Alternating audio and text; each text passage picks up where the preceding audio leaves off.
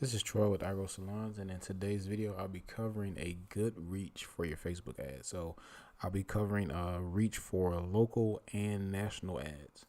By the way, if you need help with setting up your own ads, you can click the link in the description of this video to sign up for one of my one-on-one coaching calls. So let's get started. So for this first example, we'll be doing local. So you have two options you can use when going local. For this example, we're going to cover Dallas. Let's see. So I typically like an audience size local anywhere from 200,000 to about 2 million. So usually when I'm running local ads, I like to leave my ads wide open. So pretty much reaching everyone within the designated area. So we have Dallas 25-mile radius. So pretty much everyone within this area, if we were to run ads, would see it. So depending on your campaign objective, whether you're doing like a messenger objective or a lead ad objective for a local service-based business, Facebook is pretty smart about finding who it is that you're looking for, even though you left everything wide open and didn't really give them any interest to target. But for example purposes, let's say we wanted to target women who are interested in wigs. So we could layer this. We have an audience size right now of 2.3 million people. If we layer wig on top, now we have an audience size of 340,000 people. The reason I like to go extremely wide is because usually we don't have to touch our ads anymore. So eventually, depending on how much money you are spending per day, you will run through this audience. So again, I usually leave it wide open just so I can not have to come back and do any maintenance on it later on. Like I said, Facebook is pretty smart about figuring out who to show your ads to.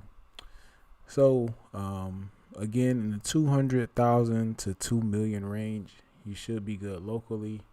Nationally, the smallest group of people nationally I like to run ads to is about 2 million. United States. So anywhere from the 2 to 10 million range for national.